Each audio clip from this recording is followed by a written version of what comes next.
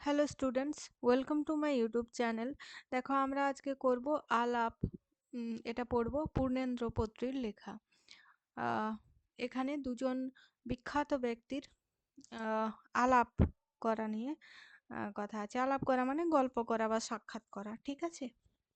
বাইরে ঘোর কুয়াশা, তাহলে কুয়াশার দিনের মানে শীতের দিনের লেখা বলতে হবে। ভিতরে উদ্বিগ্ন যাত্রীদের ভিড়। স্থান পালাম বিমানবন্দর।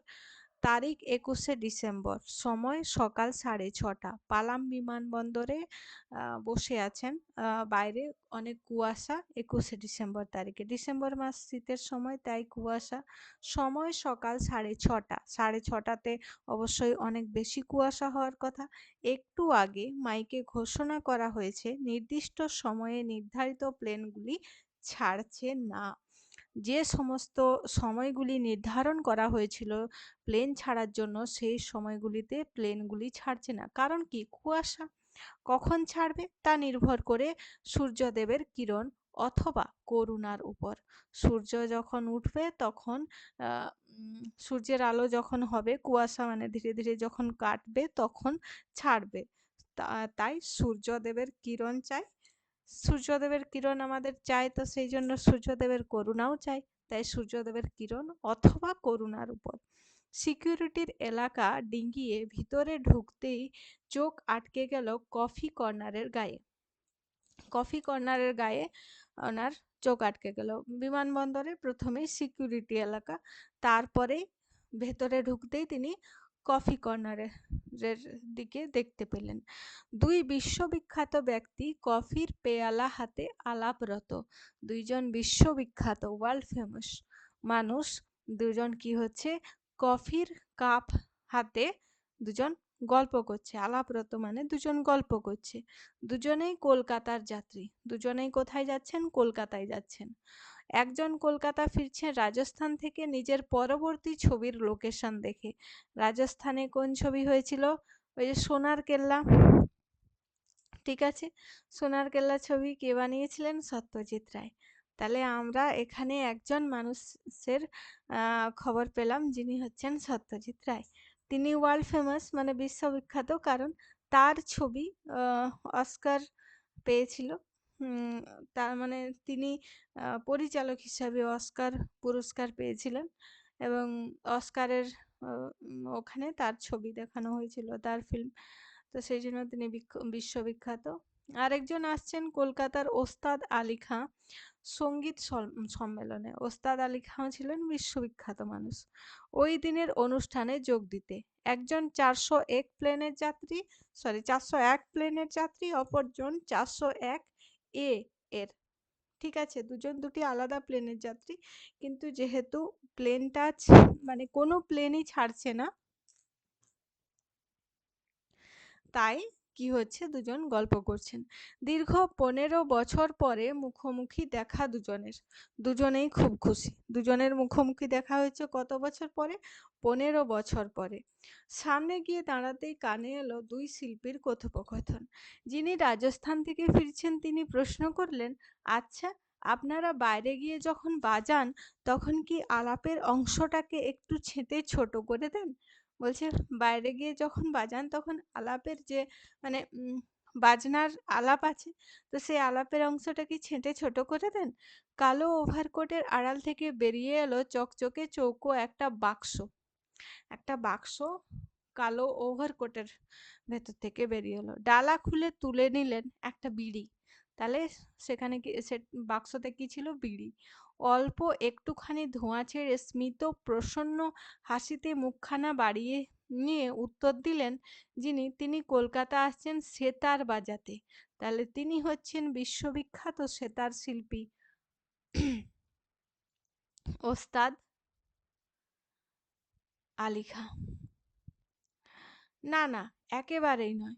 বিশেষ করে ধরুন জার্মানি বা ফ্রান্সে আপনি শুনলে অবাক হবেন, 1 ঘন্টা 15 থেকে 1.5 ঘন্টা পর্যন্ত আলাপ করেছি মানে বুঝতে পারছি।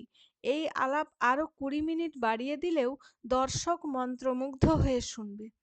তাছাড়া আজকাল বিদেশি শ্রোতারা অনেক বেশি সচেতন।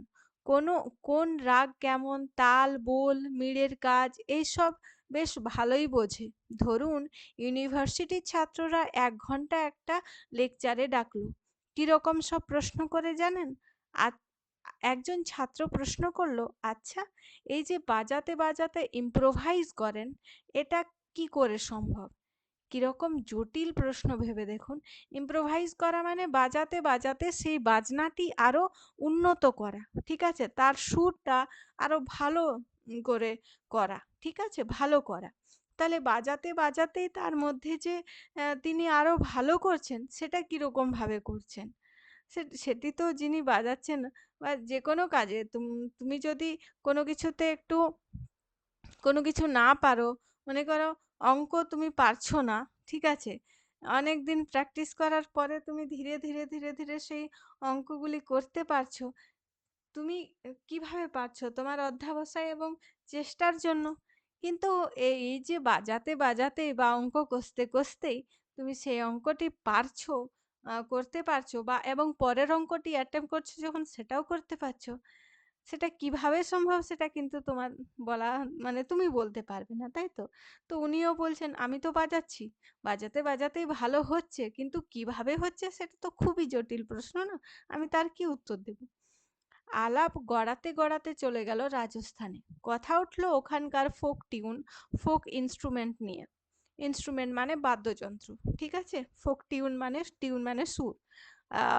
ফোক মানে হচ্ছে আহ, আমাদের যেমন আছে উম, লোকসঙ্গীত, ঠিক আছে?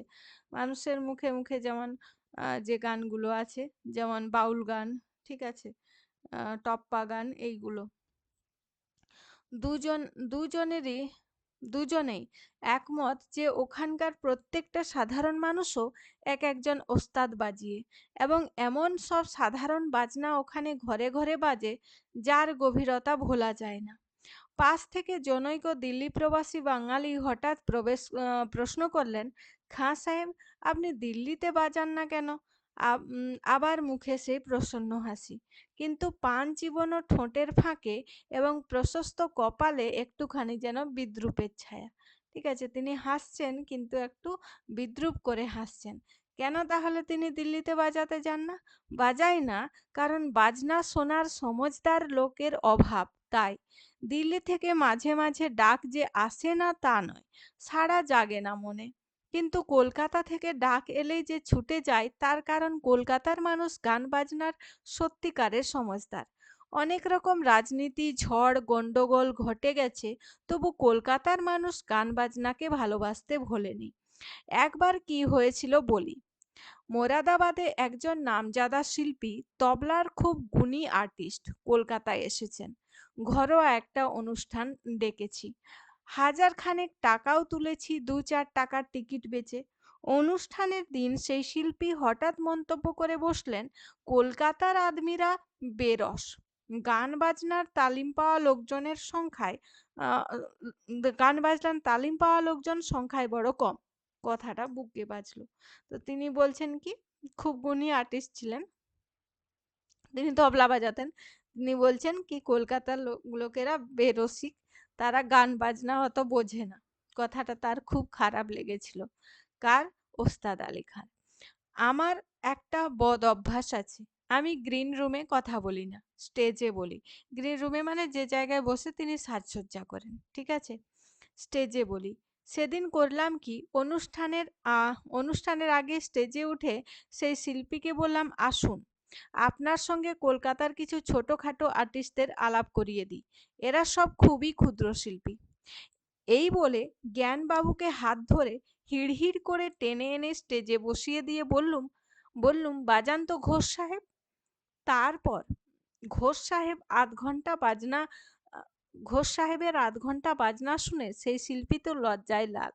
কফি কর্নারের থেকে হাত ৭ দূরে বাক্সবন্দি হয়ে পড়ে আছে একটা লম্বা সেতার।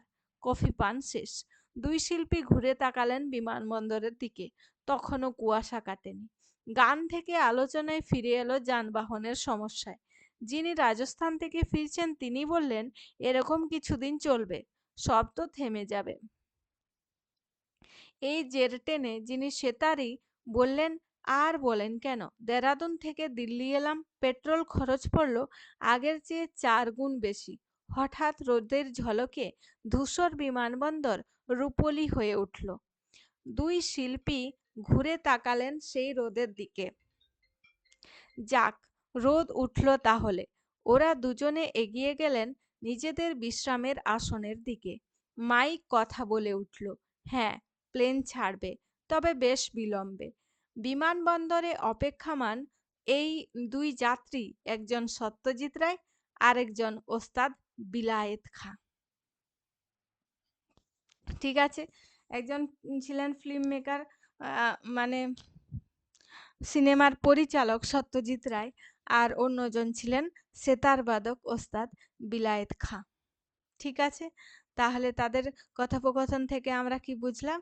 কলকাতার মানুষ সত্যি অনেক ভালো গান বাজনার সমজদার, সেটা ওস্তাদ বিলায়েত খাঁ জানতেন। এবং তারা কি নিয়ে গল্প করছিলেন? প্রথমে তো গান বাজনা নিয়ে গল্প করলেন, তারপরে এলো যানবাহন নিয়ে, যানবাহনের সমস্যা নিয়ে। ঠিক আছে, আশা করি বোঝা গেছে। যদি কোনো শব্দের অর্থ বুঝতে অসুবিধা হয়, তাহলে আমাকে তোমরা কমেন্টে জানাতে পারো। আমি সেই শব্দের অর্থ তোমাদের জানিয়ে দেব। ঠিক আছে?